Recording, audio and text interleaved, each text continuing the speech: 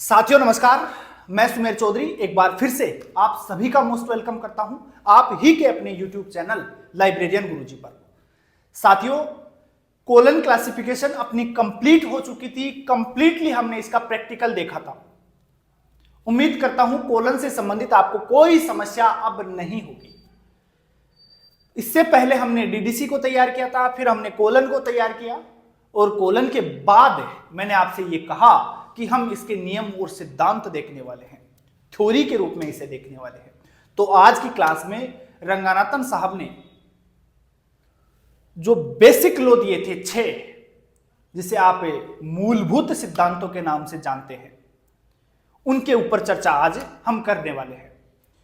सबसे पहला क्वेश्चन तो यहां से यही बनता है कि basic laws of library science कितने थे।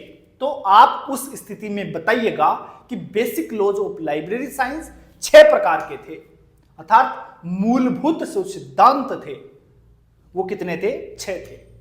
एक चीज का आप ध्यान रखिएगा, बेसिक लॉ हम पढ़ रहे हैं, कोलन के बाद पढ़ रहे हैं, इसका मतलब यह कतई ही नहीं है कि बेसिक लॉ का संबंध सिर्फ कोलन से है या सिर्फ वर्गीकरण से है। यह कतई इसका मतलब नहीं है। बेसिक लॉज का मतलब संपूर्ण लाइब्रेरी साइंस से है, जिसमें कैटलॉगिंग भी शामिल है आपकी, जिसमें आपकी क्लासिफिकेशन भी शामिल है। ध्यान रखना इस चीज का।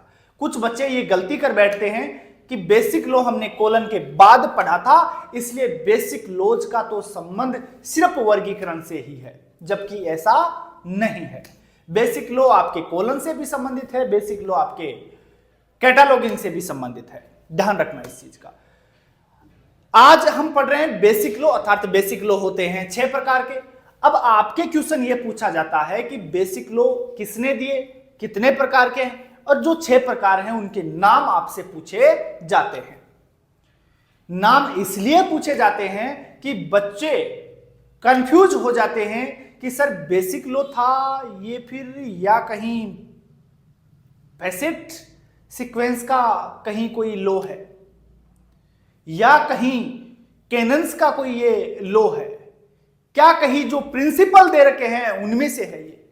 तो ये चीजें मिक्स होती हैं, इसी वजह से यहां से क्वेश्चन पूछा जाता है। बेसिक जो लॉ है आपके पक्ष अनुक्रम के सिद्धांतों में भी मिक्स हो जाते हैं, सूचीकरण के उपसूत्रों में भी जाकर मिल जाते हैं, वर्गीकरण के जो 43 उपसूत्र हैं उनमें भी मिल जाते हैं, और कई बच्चे तो इनको 5 लॉज में भी मिक्स कर देते हैं, जबकि वहां तो ऐसा होना ही नहीं चाहिए। तो मैं उसके लिए भी एक जुगाड़ आपके लिए लेके आया हूं कि ये कहीं भी जाकर मिक्स नहीं होगा। एक ट्रिक से मैं करवा दूंगा, 6 के 6 कंप्लीट हो जाएंगे, उसमें कोई समस्या नहीं आएगी। आपका 2nd ग्रेड और 3rd ग्रेड का कोई भी क्वेश्चन बेसिक लॉज से आने वाला गलत नहीं होगा, ताउम्र गलत नहीं होगा। ध्यान रखिएगा। तो शुरू करते हैं आज की इस महत्वपूर्ण क्लास को। Basic laws of library science, अर्थात पुस्तकालय विज्ञान के मूलभूत या आधारभूत सिद्धांत। कितने होते हैं संख्या में? बोले संख्या में गुरुजी 6 होते हैं। किसने दिए थे? बोले सर SR रंगानाथन ने दिए थे। कितने होते हैं? 6 होते हैं। किसने दिए थे? रंगानाथन साहब ने दिए थे। कौन कौन से हैं? हिंदी और इंग्लिश दोनों में नाम आप देख लीजिएगा, उसके बाद मैं आपको ट्रिक के माध्यम से, ये पूरी लाइन के माध्यम से ये याद करवा दूंगा। चलिएगा, ये रहे आपके सामने 6 के 6 बेसिक लॉ। यहां रख जा रे यार, थोड़ी देर तो यहां इंतजार कर। लॉ ऑफ इंटरप्रिटेशन, अर्थात आप कह सकते हैं व्याख्या का नियम या अर्थ निर्णय का नियम या सिद्धांत। कंफ्यूज मत होना, कई जगह आपको सिद्धांत लिखा हुआ मिलेगा, कई जगह आपको नियम लिखा हुआ मिलेगा, तो इस चीज को लेकर कंफ्यूज नहीं होना है। देखो, वैसे जो कैनन है उनको हम कहते हैं उपसूत्र, लेकिन ये हम कहते हैं क्योंकि किसी विद्वान ने सिद्धांतों का नाम कैनन रखा था, इसलिए हम उसको अलग से पढ़ लेते हैं। बाकी जो कैनन है वो भी नियम ही है, जो प्रिंसिपल है वो भी नियम ही है, और जो आपके लॉज हैं वो भी नियम ही है। तो इस चीज में कंफ्यूज नहीं होना है आपको। तो पहला बेसिक लॉ आपका है लॉ ऑफ इंटरप्रिटेशन, अर्थात व्याख्या का या अर्थ निर्णय का सिद्धांत। ये क्या है? बोले सर बेसिक लॉ की श्रेणी में आता है, जो 6 बेसिक लॉ है उनकी श्रेणी में आता है। ध्यान रखना, बेसिक लॉ 6 प्रकार के होते हैं, जबकि फंडामेंटल लॉ 5 प्रकार के होते हैं। मिक्स नहीं करना है इनको। फंडामेंटल लॉ अर्थात जो 5 लॉज हैं वो होंगे, और बेसिक लॉज में ये आपके 6 होने वाले हैं। दूसरा सुनिएगा, लॉ ऑफ इम्पार्टिलिटी। इम्पार्टिलिटी का मतलब होता है निष्पक्षता का सिद्धांत या निष्पक्षता का नियम। किसी भी पार्टी का बोले मैं नहीं हूं, है ना। लॉ ऑफ सिमेट्री अर्थात समरूपता का नियम। अभी हम इनको डिटेल से भी पढ़ने वाले हैं, हालांकि आपके 3rd ग्रेड और 2nd ग्रेड में यहीं से क्वेश्चन आना है, इनके नाम को लेकर ही क्वेश्चन आना है। ऑप्शन बना के दे देगा आपको। जब देखो कैसे कैसे दे सकता है, 3 तो आपको दे देगा अलग जगह से सिद्धांत उठा करके, कोई 5 लॉज में से उठा लाएगा, कोई कैनन्स में से उठा लाएगा, कोई पक्ष अनुक्रम के सिद्धांतों में से उठा लाएगा, कोई 3 तो वहां से उठा लाएगा, और एक इन 6 में से उठाकर दे देगा, और फिर आपसे पूछेगा बताइए इनमें से बेसिक लॉ कौन सा है। तब आप पहचान जाएंगे, क्योंकि 6 आपने याद कर रखे हैं और ट्रिक के माध्यम से भी आपने याद कर रखे हैं। बिना हिचकिचाहट के आप तुरंत आंसर लगा देंगे। दूसरा तरीका क्या होता है क्वेश्चन पूछने का, और यहां से इसी प्रकार से क्वेश्चन पूछे जाते हैं, थ्योरी से क्वेश्चन नहीं पूछा जाता है 3rd ग्रेड और 2nd ग्रेड के अंदर। हालांकि नेट में भी क्वेश्चन यही से आता है, लेकिन हम उसे फिर भी अंदर से उसकी थोड़ी सी थ्योरी भी हम पढ़ेंगे। क्या पता यार, अरे जो पढ़ रहे हैं उसे कंप्लीट ही पढ़ेंगे, हम छोड़ेंगे उसमें से कुछ भी नहीं। दूसरी प्रकार से क्वेश्चन कैसे पूछ सकता है, हम उसकी बात कर रहे थे। आपको क्या करेगा, 3 तो यहां से उठाकर दे देगा, और एक आपको कहीं उपसूत्रों में से उठाकर डाल देगा, और आपसे कहेगा कि निम्न में से कौन सा सिद्धांत या कौन सा लॉज बेसिक लॉज नहीं है। तो 3 तो बोले हैं और एक नहीं है। या फिर ऐसे भी पूछ सकता है कोडिंग के माध्यम से भी, 4 बना देगा, 4 ऑप्शन दे देगा आपको, और फिर दे देगा ए और बी बेसिक लॉ है, बेसिक लॉ कौन से नहीं है या कौन से है ऐसे बना के दे देगा। ए और बी सही है, बी और सी सही है, ए बी डी सही है। कुल मिला के बात यह है कि ये 6 आपको अगर याद हैं कि ये बेसिक लॉ है, तो किसी भी प्रकार से पूछे आंसर आप आसानी से दे पाएंगे। तो आ जाओ एक बार वापस से, लॉ ऑफ इंटरप्रिटेशन अर्थात व्याख्या या अर्थ निर्णय का सिद्धांत, लॉ ऑफ इम्पार्टिलिटी अर्थात निष्पक्षता का सिद्धांत, लॉ ऑफ सिमेट्री अर्थात समरूपता का सिद्धांत, लॉ ऑफ लोकल वेरिएशन स्थानीय भिन्नता का सिद्धांत, लॉ ऑफ पार्सिमोनी मितव्ययिता का सिद्धांत, लॉ ऑफ ओस्मोसिस जिसे आप रसाकर्षण या परासरण का सिद्धांत के नाम से भी जानते हैं। ये आपके 6 बेसिक लॉ हैं, इनको याद कर लेना। इनके नाम चाहो तो इंग्लिश में कर लेना, हिंदी में करो तो कुछ एक के 2-2 नाम हैं, उनको भी कर लेना भाई। जैसे व्याख्या का नियम है, जैसे इंग्लिश में तो केवल एक है लॉ ऑफ इंटरप्रिटेशन, लेकिन हिंदी में इसके 2 अर्थ निकलते हैं। कई जगह व्याख्या लिखा हुआ आता है, कई जगह अर्थ निर्णय लिख करके दे देता है, दोनों याद कर लेना। इंग्लिश में एक ही नाम है इंटरप्रिटेशन। अब जैसे ओस्मोसिस है तो कई जगह रसाकर्षण लिखकर दे देता है और कई जगह परासरण लिखकर दे देता है, तो कंफ्यूज होने की आवश्यकता नहीं है। इंग्लिश में एक ही नाम है लॉ ऑफ ओस्मोसिस, परासरण। अब जब हम पढ़ रहे थे तो हमारे सामने यह समस्या थी, बोले यार ये परासरण क्या है, रसाकर्षण है क्या चीज, यही समझ नहीं आता था, क्योंकि किसी ने हमें बहुत अच्छे से इस चीज को क्लियर करके बताया नहीं था कि इसका मतलब रसाकर्षण होता है, ये वाली चीज रसाकर्षण है। आज समझ में आती है, बोले यार ये तो बहुत सिंपल सी बात थी। खैर अभी आपको भी आएगी, चिंता ना करिएगा। एक एक को हम डिटेल के साथ पढ़ते हैं, या फिर मैं आपको ट्रिक बता देता हूं इनका पहले, कि इनको ट्रिक के माध्यम से आप कैसे याद करें। लिख लीजिएगा, आप नोट डाउन कर लीजिएगा। मेरी उर्दू लैंग्वेज को भी आप समझ लेना, हालांकि समझ लोगे क्योंकि मैं साथ साथ बोल रहा हूं। स्थानीय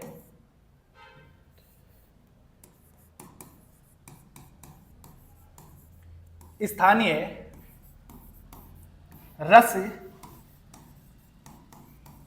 समिति, सममिति को ऐसे लिखना है भाई, दो टुकड़ों में लिखना है ना समिति को, समिति, स्थानीय रस समिति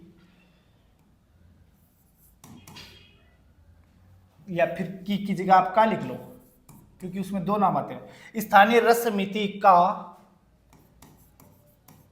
निष्पक्ष निर्णय, स्थानीय रस समिति का निष्पक्ष निर्णय, स्थानीय रस समिति का निष्पक्ष निर्णय, निर्णय के ओब्लिक लगाकर आप व्याख्या भी लिख लेना भाई, है ना, ओब्लिक लगा लेना साइड में, मेरे पास तो जगह नहीं है, ओब्लिक लगा के आप लिख लेना व्याख्या, निर्णय के ओब्लिक लगाकर लिख लेना व्याख्या, क्योंकि हमने देखा था ना निर्णय या व्याख्या का सिद्धांत एक ही बात होती है। तो स्थानीय रस समिति की या स्थानीय रस समिति का निष्पक्ष निर्णय, स्थानीय रस समिति है बोले कोई, वो एकदम निष्पक्ष रूप से अपना क्या दे रही है, निर्णय दे रही है। आपके 6 के 6 बेसिक लॉ यहां कंप्लीट होते हैं। कैसे होते हैं देखिएगा। स्थानीय से तो हो गया स्थानीय भिन्नता का सिद्धांत, स्थानीय भिन्नता का सिद्धांत, स्थानीय भिन्नता का सिद्धांत। रस से हो गया रसाकर्षण का सिद्धांत, रसाकर्षण का सिद्धांत, रसाकर्षण का सिद्धांत,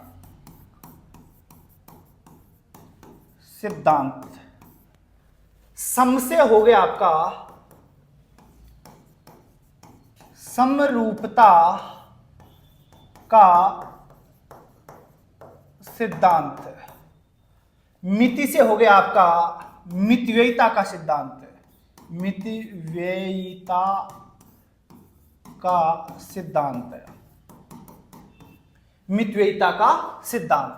निष्पक्ष से हो गया निष्पक्षता का सिद्धांत, निष्पक्षता का सिद्धांत। जमा की कोई आवश्यकता नहीं है, आपको समझ में आना चाहिए ये चीज, है ना। और व्याख्या का मतलब हो गया व्याख्या का सिद्धांत या निर्णय, अर्थ निर्णय का सिद्धांत। तो निर्णय लिखा है तो अर्थ निर्णय लिख देता हूं, अर्थ निर्णय का सिद्धांत। तो आपके 6 के 6 हो गए। कैसे हो गए 6 देखिएगा। स्थानीय से तो एक तो हो गया स्थानीय भिन्नता का सिद्धांत, रस से हो गया रसाकर्षण का सिद्धांत, सममिति अर्थात सम से हो गया समरूपता का सिद्धांत, मिति से अर्थात मितव्ययिता का सिद्धांत, निष्पक्ष से निष्पक्षता का सिद्धांत, और निर्णय से हो गया अर्थ निर्णय का सिद्धांत या व्याख्या का सिद्धांत। इस लाइन से आपके 6 बेसिक लॉ कंप्लीट हो जाएंगे। स्थानीय रस समिति का निष्पक्ष निर्णय, किसी के पक्ष में निर्णय नहीं है, एकदम निष्पक्ष निर्णय है। आपके 6 बेसिक लॉ का कोई क्वेश्चन आएगा तो यहीं से कंप्लीटली आप कर पाएंगे। अब मैं कोई रिस्क नहीं लेना चाहता, इसलिए आपको उनका थोड़ा सा मैं कंसेप्ट भी क्लियर करवा देता हूं। चलिएगा एक एक को पढ़ते हैं। अब एक एक नियम को हम देखते हैं। सबसे पहला नियम था लॉ ऑफ इंटरप्रिटेशन अर्थात व्याख्या का या अर्थ निर्णय का सिद्धांत। क्या कहता है देखो, सबसे पहले तो एक व्यक्ति हुए SR रंगनाथन, उन्होंने एक पुस्तक लिखी न्यावा कोसा। इस पुस्तक के अंदर या आपसे पूछा जा सकता है न्यावा कोसा का संबंध किससे है या किस बेसिक लॉ से है, तो आप बताएंगे इंटरप्रिटेशन से। किससे है? इंटरप्रिटेशन से या व्याख्या के सिद्धांत से। क्यों? इस व्याख्या के सिद्धांत के 1008 प्रिंसिपल इसमें दे रखे हैं। न्यावा कोसा के लेखक रंगनाथन थे। इस न्यावा कोसा में इंटरप्रिटेशन के 1008 प्रिंसिपल दे रखे हैं। रंगानाथन साहब ने 1008 प्रिंसिपल न्यायवाकोसा के अंदर इंटरप्रिटेशन के डाल रखे हैं, ध्यान रखना।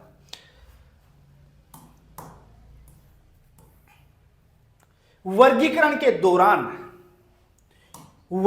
के दौरान किसी भी शीर्षक के निर्माण के समय यह अत्यधिक आवश्यक है कि वर्ग संख्या में शीर्षक की संपूर्ण जानकारी होनी चाहिए। व्याख्या का नियम यह कहता है कि जब हम कोई क्लास नंबर बनाते हैं तो उस क्लास नंबर से अपने टाइटल की व्याख्या होनी चाहिए, पता चलना चाहिए कि ये क्लास नंबर इस टाइटल का ही है। ऐसा नहीं हो कि हेडिंग या टाइटल कुछ अलग लिखा हुआ है और उसका नंबर हमने कुछ और ही बना रखा है। तो ध्यान रहे, व्याख्या का नियम यह कहता है कि जो टाइटल है या फिर जो क्लास नंबर है वो उस टाइटल की व्याख्या करना चाहिए, उसे पता चलना चाहिए, उस क्लास नंबर से या उस क्लास नंबर का अर्थ वो टाइटल निकलना चाहिए। तो ये है आपका अर्थ निर्णय का सिद्धांत।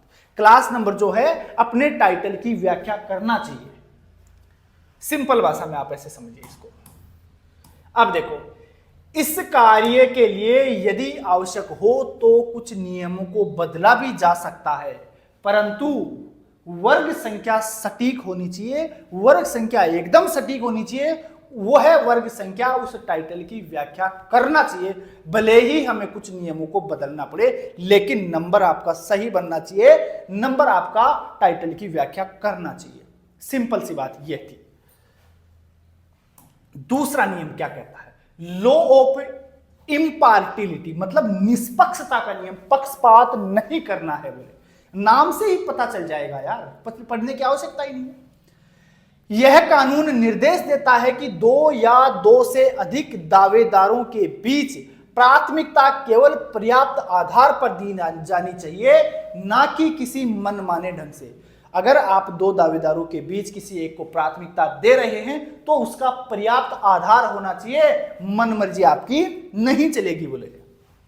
यही कारण है कि रंगानाथन ने फैसेट सीक्वेंस के लिए पक्ष अनुक्रम के जो सिद्धांत रंगानाथन साहब ने दे रखे हैं, वहां पर एक सिद्धांत है वॉल पिक्चर प्रिंसिपल का अनुप्रयोग इसी वजह से किया गया है। वॉल पिक्चर प्रिंसिपल को हम पढ़ेंगे, पक्ष अनुक्रम के सिद्धांत जब हम पढ़ेंगे वहां वॉल पिक्चर प्रिंसिपल को बहुत अच्छे से देखेंगे। यहां सिर्फ इतना समझ लीजिए, वॉल और पिक्चर, यहां मान लीजिए दीवार के ऊपर कोई चित्र बना हुआ है, अपना दिमाग सिर्फ उस चित्र के ऊपर जाता है, जबकि ऐसा नहीं होना चाहिए। आपको यह देखना चाहिए कि उसके पीछे भी क्या है, उसका आधार क्या है। तो भाई आधार ये बताइए, जब वॉल नहीं होगी तो पिक्चर कहां से आएगी? किसी वॉल मतलब दीवार नहीं होगी तो चित्र कहां से आएगा?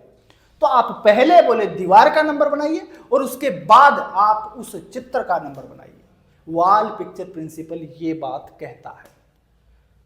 तो वॉल पहले है तो उसका नंबर पहले बनाइए आप। बिना वॉल के आप पिक्चर बना ही नहीं सकते। अगर वॉल नहीं होगी तो आप पिक्चर का नंबर या पिक्चर कैसे बना पाएंगे? तो पिक्चर से पहले आप वॉल अर्थात दीवार का नंबर लिखिए, उसके बाद पिक्चर का नंबर लिखिए। ये बात वॉल पिक्चर प्रिंसिपल कहता है। हालांकि इसको हम आगे बहुत अच्छे से पढ़ेंगे। चलो जी, तीसरा क्या कहता है? लॉ ऑफ सिमेट्री अर्थात समरूपता का नियम। समरूपता का नियम क्या कहता है? यह कानून निर्धारित करता है कि जब दो स्थितियों को एक दूसरे के समकक्ष रूप में माना जाता है, दो स्थितियां एक दूसरे के एकदम समकक्ष हैं, जैसे एक स्थिति को विशेष संदर्भ में महत्व दिया जाता है तो दूसरी स्थिति को भी उचित महत्व देना चाहिए। अगर दोनों समकक्ष हैं, दोनों में कोई अंतर नहीं है, कोई छोटी बड़ी नहीं है, तो दोनों को आप समान महत्व दीजिएगा। ऐसा नहीं हो कि एक को ज्यादा महत्व दे दे, एक को कम महत्व दे दे, ऐसा नहीं होना चाहिए। और ये नियम आप सूचीकरण में बहुत अच्छे से समझ पाएंगे, क्योंकि वहां पर हम करेंगे कैटालॉगिंग में एंट्री। और ये देखिएगा, जॉइंट ऑथर जब हम कैटालॉगिंग करते हैं कॉलन के अनुसार करते हैं, AACR 2 के अनुसार करते हैं, मेन एंट्रीज बनाते हैं। एक लेखक हो तो किस प्रकार से करें, दो हो तो क्या करें, तीन हो, क्योंकि ऑथर्स के नियम हम वहां पढ़ेंगे। CC में ऑथर्स के नियम अलग हैं, DDC में ऑथर्स के नियम अलग हैं। एक लेखक की स्थिति में क्या करें, 2 आ जाए तो क्या करें, 3 आ जाए तो क्या करें, 4 आ जाए तो क्या करें, ACR2 में 1 आ जाए तो क्या करें, 2 आ जाए तो क्या करें, 3 आ जाए तो क्या करें, मेन एंट्री किससे बनाए, क्या क्या करें, ये सब नियम हम वहां पढ़ने वाले हैं, कोई दिक्कत होने वाली नहीं है। लेकिन ये नियम क्या कहता है सुनिएगा। जैसे जॉइंट ऑथर के मामले में मेन एंट्री हेडिंग में, जॉइंट ऑथर है मतलब 2 लेखक हैं किसी पुस्तक के मामले में, मेन एंट्री की हेडिंग में दोनों लेखकों के नाम उसी क्रम में लिखें जैसे टाइटल पेज पर लिखे हुए हैं, अर्थात एक प्रविष्टि में दोनों इकाइयों को समान महत्व देना है। एक पुस्तक थी, उसके टाइटल में आप देख पा रहे हैं कि 2 लेखक हैं, एक लेखक का पहले तो लिखा हुआ SR Ranganathan and Melvil Dewey, मान लीजिए उदाहरण के रूप में बता रहा हूं, किसी पुस्तक के लेखकों के नाम में लिखा हुआ है SR Ranganathan and Melvil Dewey, तो आप जब एंट्री बनाएं तो वहां पर भी पहले SR रंगानाथन का ही नाम लिखे, मेलविल डेवी का नाम वहां पहले नहीं लिख सकते, उसको प्राथमिकता ज्यादा नहीं दे सकते, जैसा लिखा हुआ है ऐसे की ऐसे लिखेंगे।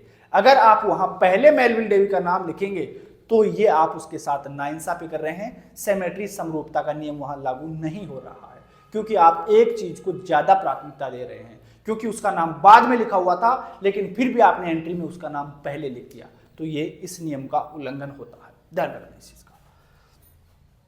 चलिएगा जी आगे चलते हैं।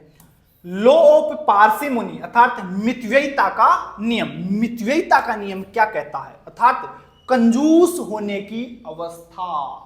मितव्ययिता का नियम मैं सीधे शब्दों में अगर आपको समझाऊं तो आप ऐसे समझिएगा, अरे बोले कंजूस हो जानू है, जहां भी कंजूसी की बात आए, कम खर्चे की बात आए, कम समय की बात आए, तो वो कंजूसी का नियम है, ऐसे समझिएगा।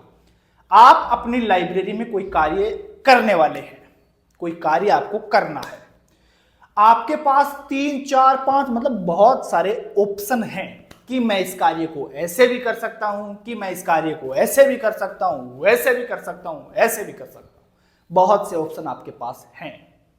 लेकिन यह नियम कहता है कि आप उस ऑप्शन को चुनिए जिसमें आपके समय की बचत हो, जिसमें आपके धन की बचत हो, जिसमें आपकी श्रम अर्थात मेहनत की बचत हो।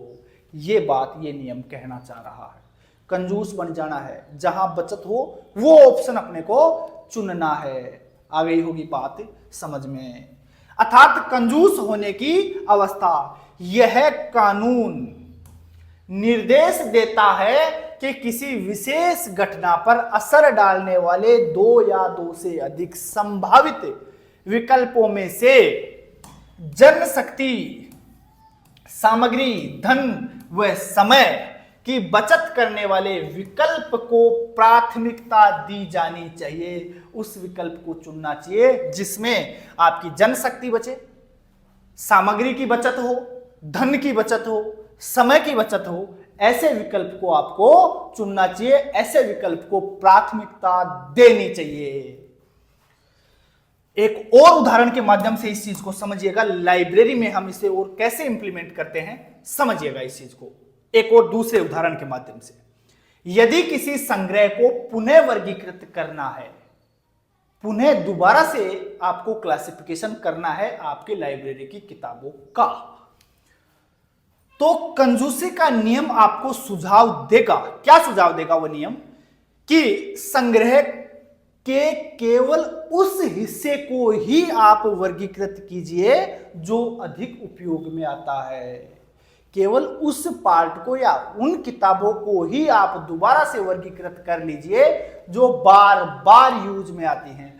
उन किताबों का वर्गीकरण दोबारा करने की आवश्यकता नहीं है जो कभी यूज ही नहीं होती, जो बार बार यूज आती हैं केवल उनका ही कर लो। तो ये क्या कहता है, कंजूसी का नियम कहता है।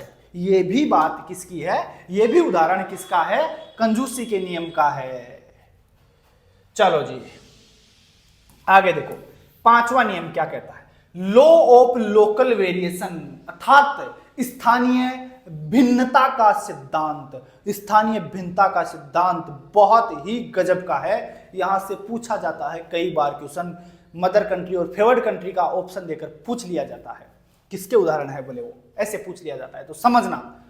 लॉ ऑफ लोकल वेरिएशन अर्थात स्थानीय भिन्नता का सिद्धांत। स्थानीय भिन्नता का सिद्धांत मार्गदर्शन करता है कि सामान्य संग्रह से अलग, सामान्य संग्रह, दो प्रकार के संग्रह बना लीजिए बोले, सामान्य संग्रह से अलग दस्तावेजों के विशेष संग्रह के निर्माण की दिशा में कार्य करना चाहिए। लाइब्रेरी में सामान्य संग्रह, जो अपनी कंट्री का संग्रह है वो सामान्य संग्रह में, जो किसी अदर कंट्री का संग्रह है, कुछ महत्वपूर्ण पुस्तकें होती हैं जो ब्रिटेन की थी, जो लंदन में पढ़ी जाती हैं, जो मतलब वहां का साहित्य, इंग्लैंड का साहित्य है, जो अमेरिका का साहित्य हो सकता है ना बड़ी लाइब्रेरी में उपलब्ध हो, और होता भी, तो उसको विशेष संग्रह की आप उसके लिए विशेष संग्रह की व्यवस्था कर दीजिए और उसको एक अलग नंबर प्रदान कर दीजिए, स्थान के आधार पर उसे अलग नंबर दे दीजिए। वही अपना क्या है, लॉ ऑफ लोकल वेरिएशन है, स्थानीय भिन्नता का नियम है। स्थान के आधार पर आप उसे भिन्न कर दीजिए। कैसे, सुनना। कोलन वर्गीकरण के अंदर 2 नंबर दे रखा है, अंक 2 दे रखा है। किसके लिए है? मदर कंट्री के लिए है। 3 नंबर दे रखा है, किसके लिए है? बोले सर फेवर्ड कंट्री के लिए है। अब पहले तो यह समझो मदर कंट्री क्या है और फेवर्ड कंट्री क्या है। मदर कंट्री का मतलब है कि जिस देश में पुस्तकालय स्थित है वो उसकी मदर कंट्री होगी। मदर कंट्री मतलब जिस देश में आपकी लाइब्रेरी है वो क्या है? मदर कंट्री है। अपनी मदर कंट्री क्या है? इंडिया है। फेवर्ड कंट्री जिस अपनी लाइब्रेरी में किस देश का संग्रह सबसे ज्यादा है, किस देश का साहित्य अपनी लाइब्रेरी में सबसे ज्यादा है, वो अपनी फेवर्ड कंट्री होती है। जैसे अपने इंडिया में जो बड़ी बड़ी लाइब्रेरीज हैं उनमें सबसे ज्यादा साहित्य इंग्लैंड का मिलता है, क्योंकि उन्होंने यहां राज किया है तो उनका साहित्य आज भी यहां उपलब्ध है। तो अपनी लाइब्रेरियों में सबसे ज्यादा साहित्य अगर किसी कंट्री की बात करें तो वो इंग्लैंड की है। इसलिए अपनी जो फेवर्ड कंट्री है वो कौन सी है? इंग्लैंड है। अर्थात जिस अपनी लाइब्रेरी में जिस देश का साहित्य सबसे ज्यादा है वो अपनी फेवर्ड कंट्री होती है। ध्यान रखना इस चीज का। तो मदर कंट्री और फेवर्ड कंट्री वाली बात समझ में आ गई होगी। मदर कंट्री अर्थात अपना मातृ देश, और मातृ देश कौन सा है? इंडिया है। जिस देश में ग्रंथालय है वह उसकी मदर कंट्री होती है। अब अमेरिका में जो ग्रंथालय है तो उनकी मदर कंट्री कौन सी होगी? उनके लिए अमेरिका होगी। पाकिस्तान में जो ग्रंथालय है उनकी मदर कंट्री कौन सी होगी? पाकिस्तान होगी। इंडिया में जो अब लाइब्रेरी है तो उनकी मदर कंट्री कौन सी होगी? अपनी इंडिया होगी। फेवर्ड कंट्री की बात करें, फेवर्ड कंट्री का मतलब यह है कि जिस देश का साहित्य अपनी लाइब्रेरी में सबसे ज्यादा है वही अपनी क्या हो सकती है? फेवर्ड कंट्री होगी। हो सकता है कल को अमेरिका की ज्यादा हो जाए तो अपनी फेवर्ड कंट्री हो सकता है अमेरिका हो जाए, हो सकता है पाकिस्तान में, देखो पाकिस्तान वालों की हो सकता है इंडिया हो, क्योंकि पाकिस्तान इंडिया से अलग हुआ था तो इंडिया का साहित्य हो सकता है वहां ज्यादा हो, तो पाकिस्तान की फेवर्ड कंट्री इंडिया भी हो सकती है। मतलब लाइब्रेरी में किसी देश का साहित्य अगर ज्यादा है, जिस देश का साहित्य ज्यादा है वही क्या है? फेवर्ड कंट्री है। बहुत अच्छे से समझ में आ गई होगी। इतनी मातापुरी की बात भी नहीं आई तो भगवान मालिक है फिर तुम्हारा, इंसान के बस की बात नहीं है। चलो जी, लास्ट नियम है अपना लॉ ऑफ ओस्मोसिस, परासरण का रसाकर्षण का सिद्धांत है। बहुत सिंपल है, बहुत, देखो देखने में कुछ समझ नहीं आ रहा रसाकर्षण क्या है, परासरण क्या है, लेकिन बहुत सिंपल है अगर आप इसे थोड़ा सा समझने की कोशिश करें तो। कैसे? ओस्मोसिस का अर्थ है कि विचार ज्ञान को धीरे धीरे अचेतन रूप में आत्मसात करने की प्रक्रिया। समझो इसको, मैं समझाता हूं सिंपल भाषा। आपके मन में या आपने कोई भी चीज देखी या आप कोई भी बुक पढ़ रहे हो, कुछ भी मान लीजिए, कोई भी विचार मान लीजिए, आप किसी चीज को आप धीरे धीरे धीरे धीरे पढ़ रहे हो। एक आपके पास पेज है, मान लो एक पेज लिखा हुआ है, उस पेज में से आप बैठे हैं दिन में, कभी सामने आ गया तो उसमें से 2 लाइन पढ़ लिया आपने, ठीक है। दूसरे दिन कहीं घूम रहे हैं, मान लो खोल के देख लिया और उसमें से कहीं 1-2 अक्षर सामने आ गया था, फिर उसको पढ़ लिया। धीरे धीरे करके आपने उस पेज को, पता नहीं, मतलब टाइम तो लग सकता है लेकिन पता ही नहीं चला कि आपने कब पूरा पढ़ लिया। मान लो उसको कभी 1 अक्षर देख लिया, कभी 1 लाइन देख ली, कभी उसकी 2 लाइन देख ली, ऐसे नजर पड़ गई, आपको खुद को ही पता नहीं है कि हम इसे पढ़ रहे हैं। पता ही नहीं चल रहा खुद को भी कि हम देख रहे हैं। कभी पेज खुल गया तो सामने नजर पड़ गई, देख लिया उसे। आपको खुद को पता नहीं चल रहा और धीरे धीरे धीरे धीरे करके पता ही नहीं चला आपने कब उसे कंप्लीट कर लिया। वो क्या है? आपका परासरण का सिद्धांत है। मतलब अचेतन अवस्था में किसी चीज को धीरे धीरे, अचेतन का मतलब आपको पता ही नहीं चल रहा कि आपने ये कार्य कब पूरा कर लिया, तो वो क्या है? आपका परासरण का सिद्धांत है। अचेतन रूप से ही किसी चीज को याद कर लेना, अपने को पता ही नहीं चल रहा कि अपन ने लाइब्रेरी साइंस को कब पढ़ लिया। अचेतन रूप से मतलब खुद को पता ही नहीं चल रहा कब हमने पढ़ लिया, वो क्या है? आपका परासरण का नियम है, ओस्मोसिस का नियम है। विचारों, बहुत सारे विचार जब मिल जाते हैं एक जगह तो वो विषय बनता है। एक जैसे विचार जब एक जगह मिल जाते हैं तो वो विषय मिलता है, और बहुत सारे विषय जब एक जगह व्यवस्थित हो जाते हैं तो वो आपका ज्ञान बन जाता है। तो जब धीरे धीरे अचेतन रूप से मतलब आपको पता ही नहीं चल रहा और उस चीज को आत्मसात आप कर लेते हैं, उस चीज को आप याद कर लेते हैं, बिना पता चले ही याद कर लेते हैं, वो क्या है? ओस्मोसिस है, परासरण है। चलो जी, यह सिद्धांत कहता है कि यदि सूचीकरण व वर्गीकरण, अब देखो लाइब्रेरी साइंस में इसका यूज कैसे है वो समझिएगा ना, अपनी लाइब्रेरी में कैसे। तो यह सिद्धांत कहता है कि यदि सूचीकरण व वर्गीकरण योजना में परिवर्तन होता है, आपको अपनी लाइब्रेरी में वर्गीकरण की स्कीम बदलनी है। डीडीसी प्रयोग में ली जा रही थी, आप कह रहे हो बोले हम तो अब सीसी यूज करेंगे, तो वर्गीकरण पद्धति चेंज करनी, सूचीकरण पद्धति चेंज करनी है। तो सूचीकरण पद्धति का मतलब पहले आप AACR2 यूज कर रहे थे, बोले अब हम CCC को यूज करेंगे, तो स्कीम दोनों चेंज हो रही है। यदि आपको यह सिद्धांत कहता है कि यदि सूचीकरण एवं वर्गीकरण योजना में परिवर्तन होता है तो पुस्तकालय को धीरे धीरे फिर से नए कैटलॉग कोड के अनुसार सूचीकृत करना चाहिए। नए कैटलॉग कोड के अनुसार धीरे धीरे धीरे, एक दिन में नहीं करना है, धीरे धीरे करना है, ताकि आपकी लाइब्रेरी का कार्य भी बाधित नहीं हो, बच्चों को भी हम पुस्तकें दे सके। ऐसा नहीं है कि कोई बच्चा अपने से किताब लेने आ रहा है और हम ये कहें कि नहीं नहीं हम अभी क्लासिफिकेशन कर रहे हैं, हम अभी कैटलॉगिंग कर रहे हैं, आप बाद में आना, ये गलत है। आप धीरे धीरे करिए। और ये भी कहता है ये नियम तो कि आप सबसे पहले जो नया संग्रह आया है उसका क्लासिफिकेशन कर लीजिए, उसकी कैटलॉगिंग कर लीजिए, पुराने वाले को बाद में करना। धीरे पहले नए वाले को करिए, थोड़ा सा पार्ट है उसे कर लीजिए, ताकि आप वर्गीकरण भी कर रहे हैं नए वाले पार्ट का, नए वाले संग्रह का, और जो पुराना वाला वर्गीकृत ऑलरेडी किया हुआ है तो कोई किताब लेने आता है तो उसे भी किताब दीजिए। नया आ गया उसको फिर आपने पहले क्लासिफिकेशन कर लिया, फिर उसकी कैटलॉगिंग करके व्यवस्थित कर लिया उसको, उसके बाद वो भी बच्चों को दे सकते हैं। तो पहले नए वाले का कर लीजिए धीरे धीरे, और फिर जैसे जैसे समय मिलता है तो आप धीरे धीरे एक दो किताबें रोज करते जाओ। तो इस हिसाब से आपका पूरा का पूरा संग्रह है, क्लासिफिकेशन भी आप कर लेंगे, उसका कैटलॉगिंग भी उसकी कर लेंगे। आपको अचेतन रूप से, अर्थात आपको पता ही नहीं चलेगा कि आपने कब उसको पूर्ण रूप से क्लासिफाई कर लिया या पूर्ण रूप से उसका कब सूचीकरण तैयार कर लिया। यही है आपका नियम।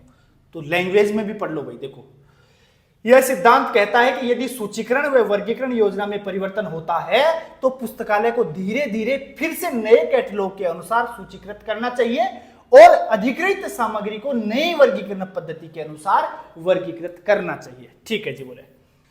अब क्या कहता है? सबसे पहले नई अधिकृत सामग्री, जो नई किताबें आई हैं, को सूचीकृत करना और वर्गीकृत करना चाहिए। जो नया आया है उसको पहले तो उसका वर्गीकरण करो और उसके बाद उसका सूचीकरण करो, और इसके बाद धीरे धीरे पुराने संग्रह को सूचीकृत और वर्गीकृत करें, उसके बाद करिएगा बोले पुराने वाले को। इसलिए आपको पता ही नहीं चलेगा जिससे कि आपने कब कंप्लीट कर लिया। अगर एक साथ करने बैठोगे तो हो सकता है बच्चे भी डिस्टर्ब हो, आप किताबें भी नहीं दे पाए, लाइब्रेरी के जो डेली रोजमर्रा के या डेली रूटीन के कार्य हैं वो भी डिस्टर्ब हो सकते हैं। इसलिए अपन थोड़ा थोड़ा करके रोज करेंगे तो वो कार्य पता ही नहीं चलेगा हमने कब पूर्ण कर लिया। यही नियम है आपका ओस्मोसिस का, परासरण का नियम है, ध्यान रखना। तो परासरण का नियम वर्गीकरण से भी संबंधित है, परासरण का नियम सूचीकरण से भी संबंधित है, ध्यान रखिएगा। कुछ बच्चे यहां सिर्फ वर्गीकरण आंसर लगाते हैं, जबकि ये बात गलत है। परासरण का नियम वर्गीकरण और सूचीकरण दोनों के ऊपर लागू होता है, ध्यान रखिएगा। उम्मीद करता हूं जो मैंने पढ़ाया है वो बहुत अच्छे से आपको समझ में आया होगा। और अगर समझ में आया है तो प्लीज पहले लाइक करिए, और समझ में आया है तो चैनल को सब्सक्राइब भी जरूर करिएगा। ठीक है भाई, थैंक यू।